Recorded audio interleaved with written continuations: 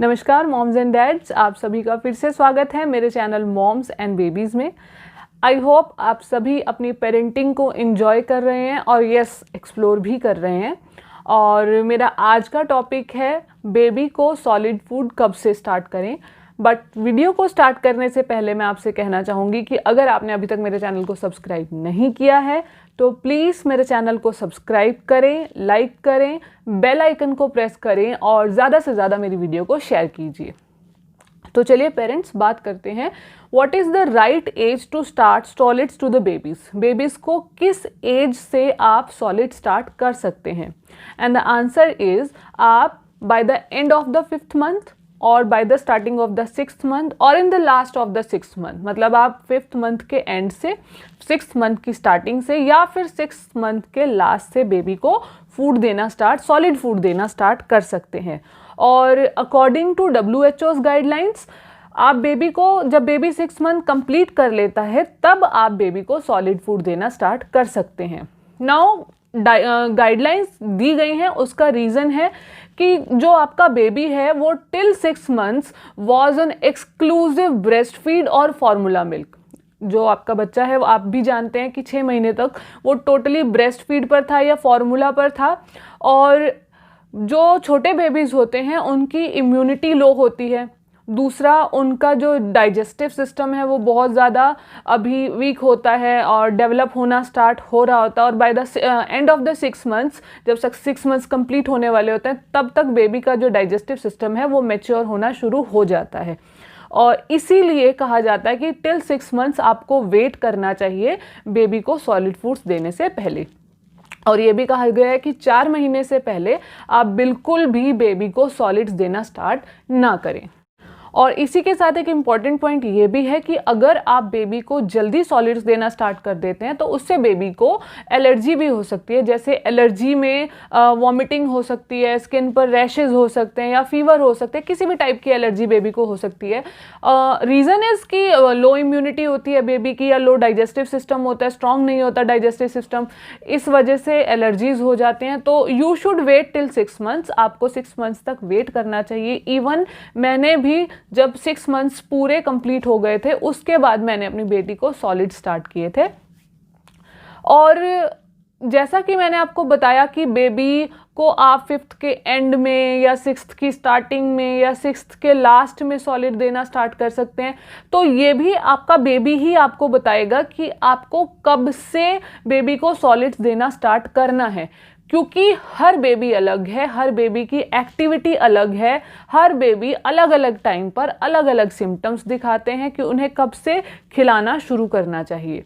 इसमें first point मैं आपको ये बताऊंगी कि अगर आपके बेबी ने नेक को एडजस्ट करना सीख लिया है, मीन्स अपनी गर्दन को अगर वो सीधा रखना सीख गया है, जैसे कि जब बेबीज छोटे होते हैं तो वो अपनी नेक को स्टेबल नहीं रख पाते हैं और इधर इधर उनकी जो नेक है गिरती रहती है और आपको पीछे हाथ लगाना पड़ता है ताकि वो सीधा रहे या उसको सपोर्ट मिला रहे। तो जब बेबी को अपनी नेक के लिए सपोर्ट की ज़रूरत नहीं है तब आप बेबी को सॉलिड फूड देना स्टार्ट कर सकते हैं। इट्स अ साइन कि अब आप उसको दे सकते हैं। दूसरा पॉइंट ये है कि अगर आपका बेबी बिना सपोर्ट के सीधा बैठ जाए या बहुत ही कम सपोर्ट के साथ सीधा बैठ जाए तब भी आप अपने बेबी को सॉलिड स्टार्ट कर सकते हैं। इसका रीज़न ये है कि अगर आप लेटे हुए बेबी को सॉलिड्स देंगे तो उससे बेबी को चोकिंग की समस्या हो सकती है, गले में फंस सकता है। ये तो एक नेचुरल, बड़ों के लिए भी यही बोला जाता है कि लेटकर नहीं खाना चाहिए।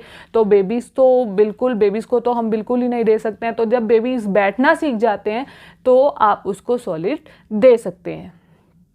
तीसरा पॉइंट है टंग थ्रस्ट रिफ्लक्स। कि टंग थ्रस्ट रिफ्लक्स क्या है? आपने देखा होगा कि बेबीज़ के जब आप मुंह के अंदर कुछ डालते हैं तो वो अपनी जीभ से बाहर निकाल देते हैं, इसी को कहा जाता है टंग थ्रस्ट रिफ्लक्स। बेबीज़ जो ब्रेस्ट फीड लेते हैं या बॉटल फीड लेते हैं तो वो यही करते हैं, अपनी जो टंग है उससे सक करते हैं, बाहर निकालना। तो अभी अगर बेबीज़ को के मुंह में आप कुछ डाल रहे हैं और वो बाहर निकाल रहे हैं, इट मीन्स अभी वो रेडी नहीं है। और ये जो प्रॉब्लम है धीरे धीरे कम होनी शुरू हो जाती है। और जब आप देख रहे हैं कि अभी आपने बेबी के मुंह में कुछ डाला और उसने स्वेलो किया, यानी कि उसने निगल लिया, इसका मतलब अब आप बेबी को सॉलिड्स देना स्टार्ट कर सकते हैं। नेक्स्ट पॉइंट ये है कि जब आप अपने बेबी को कुछ खाने के लिए दे रहे हैं और वो उस खाने की तरफ अट्रैक्ट हो रहे हैं, अपनी टंग को बाहर निकाल रहे हैं, अपनी जीभ को बाहर निकाल रहे हैं, उसका टेस्ट लेना चाह रहे हैं, it means now your baby is ready. और इसी के साथ अगर आप उसको दे रहे हैं और उसने चबाया और स्वेलो किया, निगल लिया उसको अंदर की तरफ, तो अब आप उसको दे सकते हैं। लेकिन उसके बाद आपको एक ये भी बात ध्यान रखनी है कि अगर आपके बेबी ने चबाया नहीं है और खाने को बाहर निकाल रहा है या फिर वॉमिटिंग जैसे फेस बना रहा है, जैसे कि मेरी जो डॉटर है, जब मैंने सॉलिड स्टार्ट किया तो इनिशियल डेज में जब उसको मैंने लिक्विड देना शुरू किया, लाइक मैंने दाल की प्यूरी देनी शुरू की थी, तो उसने उसको बाहर निकाल दिया और वॉमिटिंग जैसा फेस बनाया। तो ये डरने की बात नहीं है, क्योंकि एज बेबी जो है वो पूरी तरह से 6 मंथ्स तक ब्रेस्ट फीड पर था और एकदम से आप उसको सॉलिड स्टार्ट कर रहे हैं, तो हो सकता है उसको टेस्ट पसंद ना आया हो, क्योंकि बच्चों को टेस्ट पता होता है। या फिर ऐसा हो सकता है कि जो ब्रेस्ट मिल्क बहुत पतला होता है, जो आप उसको प्यूरी दे रहे हैं वो ब्रेस्ट मिल्क जितनी पतली नहीं हो सकती है, तो हो सकता है उसको जो अंदर स्वेलो करने में अभी वो उसको एडजस्ट नहीं कर पा रहा है उससे। तो इसमें कोई वरी करने वाली बात नहीं है, आप दोबारा से ट्राई कर सकते हैं। मेरी बेबी ने 5th मंथ में अपनी नेक को एडजस्ट कर लिया था और उसने बैठना भी शुरू कर दिया था, लेकिन मैंने 6 मंथ्स कंप्लीट होने का वेट किया था। नेक्स्ट पॉइंट ये है कि अगर आपका बेबी खाने को लेकर क्यूरियोसिटी दिखा रहा है, जैसे कि आप लोग बैठकर खा रहे हैं और बेबी उसमें से पिक कर रहा है, या फिर ऐसा है कि आपने उसके हाथ में कुछ दिया और उसने बहुत अच्छे से अपने 4 फिंगर और थंब के साथ उसको होल्ड किया और अपने मुंह की तरफ ले गया खाने के लिए, चबाने के लिए, और उसने चबा भी लिया, तो वैसे तो it's a very interesting phase, लेकिन ये बेबी की तरफ से एक साइन है आपको कि अब आप उसको खाना दे सकते हैं, सॉलिड फूड आप उसको दे सकते हैं। नेक्स्ट, अगर आपके बेबी का वेट बर्थ वेट से डबल हो गया है, लाइक अगर आपके बेबी का बर्थ वेट 3 kgs था और अब at the end of 6 months आपके बेबी का बर्थ वेट 6 kgs हो गया है, तो आप उसको सॉलिड देना शुरू कर सकते हैं। और इसी के साथ मैं आपको ये भी बताना चाहूँगी कि अगर आपके बेबी की भूख बढ़ गई है, जैसे कि जितना बेबी पहले ब्रेस्ट फीड या फार्मूला फीड ले रहा था, उतना ही ब्रेस्ट फीड, उतने ही फीडिंग सेशंस अभी भी हैं, और या फिर फार्मूला में आप जितने भी ml उसको दूध दे रहे थे, तो अभी भी वो सेम ही क्वांटिटी है अकॉर्डिंग टू हिज एज और हर एज। तो और उसके बाद देने के बाद भी अगर अभी भी बेबी आपको लगता है कि स्टिल ही इज़ हंग्री, तो इसका मतलब अब उसकी भूख बढ़ रही है और अब वो सॉलिड्स की तरफ बढ़ रहा है, आप उसको सॉलिड्स देना शुरू कर सकते हैं।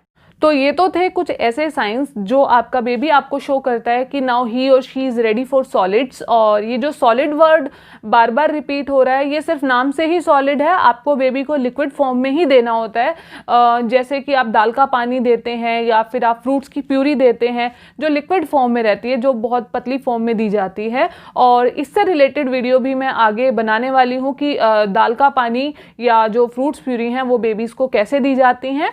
और मेरी नेक्स्ट वीडियो में मैं आपको बताने वाली हूँ कि आप इनिशियली जब आप बेबीज़ को सॉलिड स्टार्ट करते हैं तो आपको बेबी को क्या क्या देना है, कैसे देना है, कितनी क्वांटिटी में देना है, जिससे बेबी को कोई एलर्जी ना हो या जो बेबीज़ को इजीली डाइजेस्ट हो। ये चार्ट मैं आपसे नेक्स्ट वीडियो में शेयर करूँगी। और अगर आपको मेरी वीडियो अच्छी लगी तो देखने के लिए बहुत बहुत धन्यवाद और जुड़े रहिए मेरे चैनल से।